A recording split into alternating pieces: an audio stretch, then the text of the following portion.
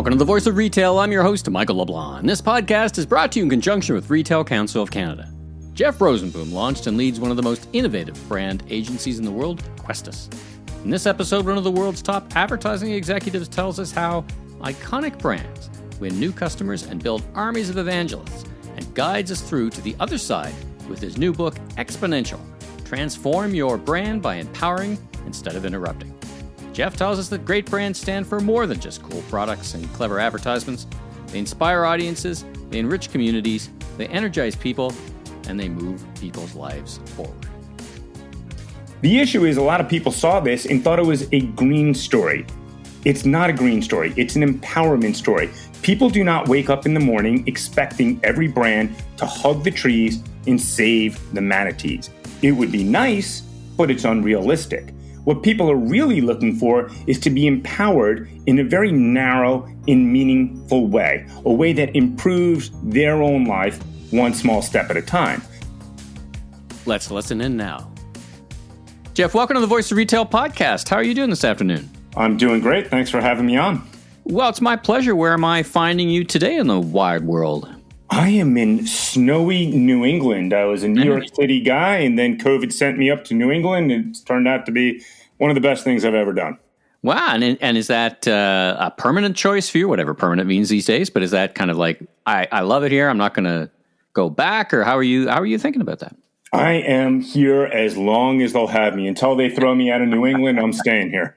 There's been a lot of change in the COVID era. We're going to scratch the surface on that a little bit, but you've got a great new book out. We're going to talk all about that and learn about your background. So why don't we jump right in?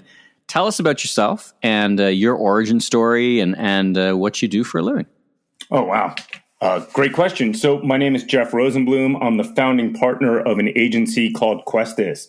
We specialize in building advertising for the modern consumer journey, and we've done it for some of the most iconic brands in the world. You name it: Apple, Amazon, Disney, Capital One, the NFL, ESPN, Wyndham, Verizon, the list goes on and on. Really, my role there, I'm really proud to say, is I'm the LVP. I'm the least valuable player because we've really focused in on building great team and great culture, and it's kind of the secret to our success. And I cover that a little bit in the book that you mentioned. It's called Exponential. It just hit the Wall Street Journal bestseller list. Yeah, I'm looking forward to it. I've had the opportunity to read through the book. It's Exponential: Transform Your Brand by Empowering Instead of Interrupting. So I got a lot of questions about that. Let me just take a step back. So how did you find yourself where you are today? I mean, did you always want to be, and you talk about it a little bit in the book, we'll get to it, a little bit of the background, but that's an impressive roster of clients. It's a nice NASCAR page, so to speak, to put up in the client pitches. But how did you come to that? I mean, were you at one point going to be something else and you switched? Give me a bit of that context for how you found yourself, what you're doing today. Yeah, absolutely. So I'm 100% an outsider to the industry, but at the same time, I was kind of born and raised for it. My father was a salesperson, so his job was to convince people to buy different products. And my mother was a shrink. So her job was to understand the human psyche and how to manipulate the brain in positive ways. And if you really think about that, that's kind of the perfect DNA for an advertising person. And in fact, I come from a family of dorks, and they kind of trained me to be an advertising person. In the evening, my father would run different experiments. And so, for example, he would do the Pepsi challenge at home. And what that meant is he would take Coke and Pepsi, and then he would take like generic cola brands and pour it into cups. And then we would taste it. And obviously they all basically tasted the same. Yeah. And then he would show us the actual brands behind it. And his whole thinking was to teach us not to trust brands and not to trust advertising. He was showing us that, we're really manipulated by the shiny logos on the sides of the cans. But the funny thing is it kind of backfired because he was trying to push me away from advertising as a consumer. But I remember sitting at the table and just I love this. I want to do more of this. Totally. I was like, this is awesome. I want to manipulate the human brain in this way. I think this is so cool. And the truth of the matter is my father is probably the most morally sound human being on planet Earth. And in the way he described his sales career is he never actually sold anything. He did it all just through customer service and taking care of people. And I think that sort of DNA hit me, which is I really wanted to be part of this brain manipulation, this brand storytelling, but figure out the most moral way to do it. So fast forward, 20 years later, and we covered in the book, but I was an absolute troublemaker. I was one of the worst students on planet Earth. I barely graduated high school. I barely graduated college. There was certainly not an army of brands lining up to try to recruit me and my 2.8 GPA. So I went through the yellow pages. I cold called, but amazingly, I wound up at a research and strategy firm run by a couple of Harvard Business School graduates, some of the greatest human beings ever. They taught me everything I know. But I happened to be in the right place at the right time. I had a motorcycle, not because I was cool, but because I was broke. And when you put on the helmet, it gives you a lot of clarity of thought. It breaks you away from the day-to-day stress and the distractions. And I realized, hey, the whole world is shifting towards the internet. That's how old I was. The internet was just starting. Yeah. And all of the data that we're collecting through traditional mechanisms, surveys, phone calls, mail, mall, all of that's going to shift into the internet. So what can we do, to take advantage of that? So I happen to be in the right place at the right time, and I helped pioneer the field of internet research. But quickly I got bored of it because a lot of clients didn't just want internet data. What they really wanted was to understand, what is this data saying? And what I learned is people want a lot more from brands than just interruptions and superficial messages. What they're looking for from brands is to take all of their creativity and intellectual firepower and actually empower them and improve their lives. So that's when I called my business partner and I was like, dude, let's go start an agency. And he was like, have you ever been in an agency? And I'm like, absolutely not. Have you? And he said, nope. We're like, F it, let's go do it. So we started an agency with the idea of being outsiders that wanted to redefine what advertising is all about. What a journey. And let's get into the book, because I talked to a lot of authors, and I like to start out first about your journey of actually writing the book, because at some point you had to say, well, I want to write a book, and that's for even veteran authors. I talked to Dan Pink, who just has a new book out, and it's his 7th. And I'm like, I guess you got it all figured out how to write a book. He goes, no, every one of them is hard. Talk about your process to me. I mean, some authors, they have it all in their heads and they just spend days and days getting it out. Others kind of put a structure together. And tell me about your process for writing the book and what drove you to put pen to paper or keys to keyboard. Yeah, absolutely. I love that question because I've been meaning to put together a video about it because I think I can bring some value and sanity to people. So scratch the video and we'll point everyone towards your podcast. But, there was one expression that came to my mind every day when I was writing the book. And the expression was this: this is a nightmare of epic proportions. Yeah. It is not fun writing a book. And I think if you're listening to this podcast and wondering what it's like, you're not a full-time author. You're not Malcolm Gladwell. You're probably a business person, a consultant, et cetera. And, you've got a lot of information to add, but you're not trained to be an author. And the best advice I can give is it came down to one simple thing. I set my alarm clock for 4:15 a.m. every single day, 7 days a week. And it was the only way I could get it done because there was, the only way I could actually focus. And the thing is, if I woke up at 4:15, was writing by 4:17, if at any point, whether it was 4:22 or 8:22, I looked at my email, I checked my voicemail, I looked at a browser, I checked my messages, the whole thing would shut down. My brain would instantly go into work, in client service, and taking care of the team mode, and my ability to write and focus and be creative completely shut off. So, we worked. Did you set a word count for yourself? You say Dan Pink was telling me, again, his approach is like, I set a word count every day. I may not keep them all, but I'm not going to leave the office till I get something accomplished. Much harder than even for veteran authors, it's harder than it looks. Yeah, I love that. I love people have different processes. I remember reading about Charles Bukowski's process where he would drink a whole bottle of bourbon and he wouldn't remember anything. And then the next morning he would wake up half sober and clean up what he wrote. I like to think I wrote a good book and I'm getting great reviews, but I'm no Daniel Pink. He's a true professional in this realm. My thing was more about time than word count. Like, can I sit down and focus myself for at least an hour each day? And, sometimes I would write, sometimes I would record, sometimes I'd just go for a long walk and record my thoughts. And, that's a pretty powerful way to do it. Writing isn't the hard part. It's after you get your first draft and you have to make it cohesive. And then you get to the fourth, fifth, sixth draft where you have to dot the I's and cross the T's. That's where the nightmare kicks in. But the first draft, that's actually pretty fun. Well, let's talk about the book. I mean, I got a copy of the book, early copy of the book, and I found it's not. Let's just say it's not a conventional opening to a business book on advertising and marketing. Yeah, I mean, you open with a pretty startling story. You talk about your family a couple of generations back and how you learned from it and how it made you who you are, but also formed your perspectives around the rest of the book. I mean, you've already talked about that. So take the listeners through a little bit about how you open the book and take me inside why you wanted to open the book in that way. Yeah, the book opens with my earliest memory. And I'm about 10 years old. And I'm in the kitchen. And I've got a 10-inch steak knife in my hand. A serrated knife, and it has two tips at the end for picking up big hunks of meat. And I've got this knife pointed right at my brother's torso. My brother has a 10-inch chef's knife in his hand, and he's got it pointed right at my torso.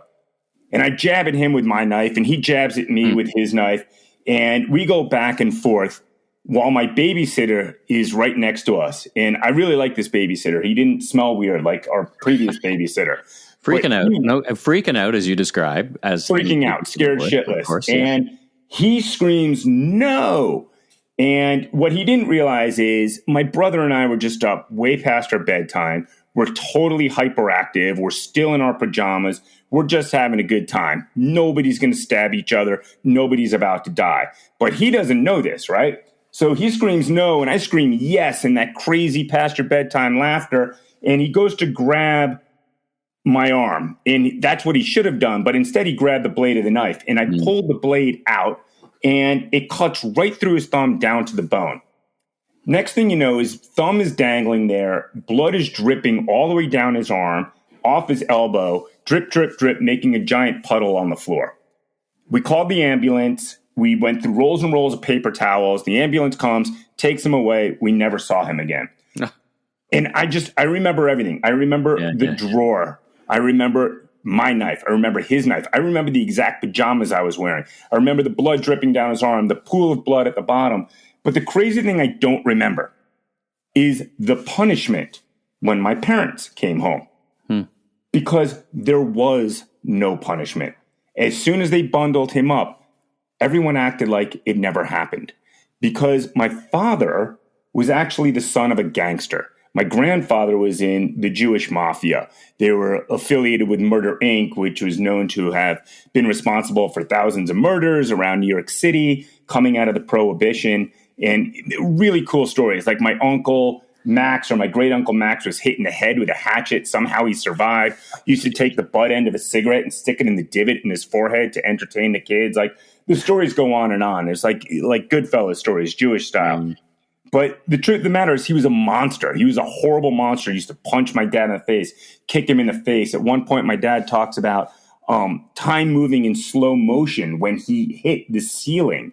And the reason he hit the ceiling is his own father picked him up and threw him across the room. And he realized in that slow motion moment, it was going to be a large drop to the ground. So what happened is my father, and normally this violence is passed on, he was like, look, it stops with me. So not only was my father not violent, like I never got punished for anything. In the prime example of being like, dude, I took a knife and cut my babysitter's thumb off, right? And there was no punishment.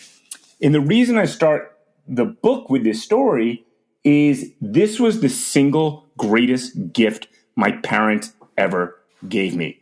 Because the world has changed so dramatically. Every industry around the globe, in particular advertising, has been completely disrupted by technology. And we need to embrace change. We need to be comfortable taking risks. And I've always been extraordinarily comfortable taking risks because there's never been a downside for me. I could do anything like cutting off my babysitter's thumb and not get punished. And I really just wanted to start that story to set the table because when I did finally get that research job, I walked into my boss's room and said, dude, everything you're doing, Mr. Harvard Business School, is broken. Me and my UVM 2.8 GPA, I've seen a better way. Like, that's a big risk to tell your boss he's a ding dong, right? And then to start an agency when you have virtually never stepped in one, but it was the greatest gift, and we use it over and over and over again to push our clients to embrace change because the old way of doing things simply isn't working. Well, let's talk about exponential growth and transformation. I mean, you make a great point that many times the eulogy has been written for advertising or marketing, but it's always, it goes back even to I remember a book by Coke CMO Sergio Zeiman, who wrote "The End of Advertising as We Know It." So in one way you're on familiar ground, but you're bringing up new concepts here. So take us through kind of the central thesis of the book beyond your ability to take risk and have a certain perspective. What is it that you want the listeners to understand about how you think they should be thinking differently about their brands? Yeah, I can get it in 3 words. It's empowerment over interruptions. And what I mean by that is everybody wakes up in the morning wanting one thing. They want to be better than they were the day before. It's at the heart of the human experience. It's what drives capitalism. So when brands seek to empower people, they're drafting off of thousands of years of evolution. Now, when people talk about the death of advertising, that false eulogy has been written before. We're just asking traditional interruptive advertising to do way too much. It's still an important tool. It's still something that brands need to do, and it's still something that we do a hell of a lot of at our agency, Questus.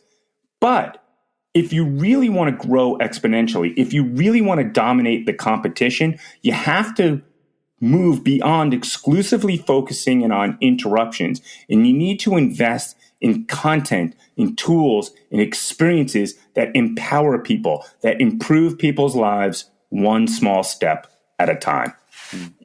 Now, these are big words, big concepts. Unpack one of them for me. So if I was a client, prospective client or existing client, where do I start in this journey? I mean, you're saying these are fantastic concepts. And part of the book is actually walking the reader through actually how to, as so to speak, unpack these big ideas that you have. But I'll just take a few minutes and unpack one for us. Maybe use a client example, or if you've seen something, if you were running a Peloton today, who, has just got a new CEO and has run into some chop, how would you approach, that brand or any brand that is not, whether they're challenged or whatever? Give us a sense of that trade craft. Sure. Let's go through 3 examples. I'll go through my 2 favorites, and then we'll talk about Peloton. So, I think the poster child for all of this is Patagonia. What Patagonia realized is for people to enjoy their outdoor gear and apparel, we need a healthy outdoors. So rather than investing in a lot of TV and print and digital and social advertising to talk about how great Patagonia is, they take those same dollars and they invest it in content, in tools that empower people and educate people how to have a healthier environment. So they have events, they make content, they have multiple full-blown documentaries. At one point, they took over the homepage of their website with a giant message that said, "Don't buy this jacket," talking people into buying less. And the idea there is to give people the information they need about what happens to manufacturing byproducts and what happens with the garbage created with consumerism. The issue is a lot of people saw this and thought it was a green story. It's not a green story. It's an empowerment story. People do not wake up in the morning expecting every brand to hug the trees and save the manatees. It would be nice, but it's unrealistic. What people are really looking for is to be empowered in a very narrow and meaningful way, a way that improves their own life one small step at a time. So the one example that I love, and this is not something that I've been part of, I just think it's an amazing example, is Fender Guitar. Fender Guitar realized that there's a lot of pressure on their entire category. Kids are less likely to play guitar because they can make incredible music just using their computer nowadays. So what they wanted to do is help people get over that hurdle and teach them how to play guitar, whether you're a beginner, intermediate, advanced, whether you love jazz, rock, blues, country. You can go up on Fender Play and you can get lessons on a one-to-one basis. They teach you how to play the song. They teach you how to grow along in your skill set. They teach you how to learn different genres and different styles. And yes, you can get great lessons on YouTube, but they're using their assets of the guitar players that they know in their studios and technology to give you pretty much the best lessons possible in teaching you on a one-to-one basis. Now, here's what makes all of this stuff so powerful. What makes empowerment so powerful is it shifts the relationship that brands have with consumers from transactional to emotional. Most brands have a transactional brand. They have a nice product, they make some clever advertising, they charge a fair price. The audience conducts some research, they buy, some of them are loyal, they virtually never recommend. That's the typical rational relationship that people have, very transactional. Emotional relationships are completely irrational in the most positive of ways. People go, they ignore the competition. They pay a higher price. They go out of their way to recommend the brand to friends. They go out of their way to leave ratings and reviews, talk about it on social media. They wear hats and they wear t-shirts, turning themselves into walking billboards. Now, we all want that irrational relationship. And one of the action items in there is to act kind of irrational as a brand. It's very rational to have a nice ad campaign and put it at the right place at the right time. But it's very irrational when Patagonia doesn't even talk about their products, but they educate people about the environment. It's really irrational when they take over their website with a message that says, don't buy this jacket. For Fender, you don't need a Fender guitar to actually use the Fender Play platform. You can use a Gibson or any other brand of guitar. That's really irrational. But if you want the irrational results of an emotional relationship, in a lot of ways, you have to act irrational, or at least in a way that seems irrational at face value. So let's talk about the hyper-rational on the other side of that coin, because you talk about it in the book, the data, the influence of technology.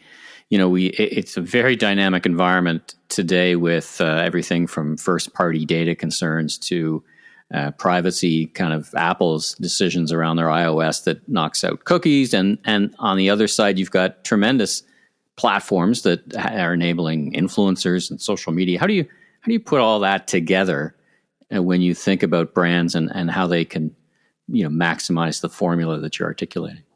Well, look, I think all that stuff is basically table stakes, right? Mm-hmm. Everyone should have a great website, a great search campaign, a great social campaign. Like, I think people are expecting that to be table stakes. So if you're not there, you're in big trouble. So you have to get there quickly. But if you think you're going to dominate the competition just through a strong social presence, strong website, strong search presence, you're not going to get there. You're not going to dominate the competition. You can have a very good brand. You can have a very good career. That's absolutely cool. But I'm obsessed with this concept of great brands that grow exponentially, brands that dominate the competition. Right. And those brands do everything that you talked about, but recognize that's just table stakes. And on top of that, they're investing heavily in content and experiences. Those content and experiences are immersive, they're meaningful, and they're empowering. So for you, those are the differentiators versus the table stakes. That last component, right? That's what's going to take you to be remarkable, over the top, right? To literally be remarked upon. Exactly. And that's how you get exponential results. Exponential is not an adjective. It's a mathematical term, right? Mm-hmm. So if you have all the table stakes stuff, you're going to have customers. And every dollar you spend, you're going to try to get X customers. But if you focus in on empowerment, you're going to get X number of evangelists. But the cool thing about evangelists is they talk to other people for you. And it's like that old Wella Balsa campaign, right? Yeah. They told two friends and they told two friends. Yeah. It literally grows exponentially. And if you look at the stock charts for the world's most successful companies and you step far enough back, they all sit on that exponential curve, right? It's pretty flat in the beginning and then it starts to skyrocket upwards. What do you think, and how would you apply this to Peloton? I mean, it's just front of mind today. We're recording mid-February, and they've had a bunch of changes, and their stock's up, down, and sideways. And how do you apply something like that? I'm just kind of looking for taking the model out for a little bit of a test drive. You're sitting in front of someone at Peloton. What would you do differently, or what do they do next to come back from this? Yeah, that's a great question. Thanks for returning to that, because I think Peloton is a tale of two cities, and they both center around this concept of empowerment. So let's talk about the rise of Peloton. And I think virtually anyone would be ecstatic to be the person who started Peloton or work at Peloton or be at a division that's a similar type of Peloton growth. And what they did is they took two fairly mundane products, one, streaming media, and two, stationary bikes. And they focused in on empowerment. How do we empower all these instructors? And more importantly, how do we empower all of these customers to get this incredible one-to-one lessons and this notion of community? How do we bring exercise right into people's homes? That's incredibly powerful. Like, they were improving people's lives in the most authentic of ways. The issue is they stopped playing offense with their brand. They were able to get all of that low-hanging fruit, all the people who want to get healthy, who can afford these products. But once they had all the low-hanging fruit, they were missing some empowerment in regard to how they communicate their brand. So the great manifestation of this, and I think it's a wonderful example of what's wrong with the advertising industry, is there was that episode in the reboot of Sex and the City. Yeah. Very few people actually saw this episode. Yeah. In fact, very few people were even aware of the reboot. But one of the main characters gets on a Peloton bike, has a heart attack, and dies. And next thing you know, the stock dropped. It was either 4 points or 4% the very next day. There is no reason why a brand with a multi-billion-dollar valuation should get impacted like 4% from a small scene in a TV show that most people haven't even watched or even heard of. Yeah. But here's where it gets pretty bananas. Next thing you know, they run their own campaign. They get Ryan Reynolds in the campaign 2 days later, and they've got this whole thing going back about, how healthy it is and how people didn't die, ha, ha, ha, if you're in on the joke. Yeah. And that's the problem with the advertising industry right now, is we think it's going to be about a 30-second spot. We think it's going to be about creativity, and everyone on Ad Age and all the other publications were like, oh my God, look how nimble Peloton is, and look how creative they are, and look how they brought Ryan Reynolds in. Well, we know how this story ends. The stock absolutely got pummeled in the following weeks, because the issue is, in that campaign, they're playing defense. What they should have been doing is playing offense, continuing to reinforce what makes that product different, what makes that product better, and how do we bring it to life in an immersive and meaningful way, not just in a little social media post and not just in a 30-second TV spot. Last question for you. I'm tempted, because you've got such a rich background of understanding and thinking, helping brands understand consumers. I want to just touch on the COVID era, and I don't want to dwell on it. It's not a history lesson podcast, but I'm trying to sort out in my own mind, as I think many of us are, the changes in consumers, that the difference between those that were just an accommodation to a really weird time in our lives versus any permanent changes. I mean, there's been some research starting to come out that people are a little more focused on thoughtful consumption, for example. But for a minute or two, how are you thinking about the post-COVID era and how consumers may or may not behave, and we need to think about them differently? Yeah, my philosophy about the COVID era is that COVID actually didn't change anything for brands or for consumers.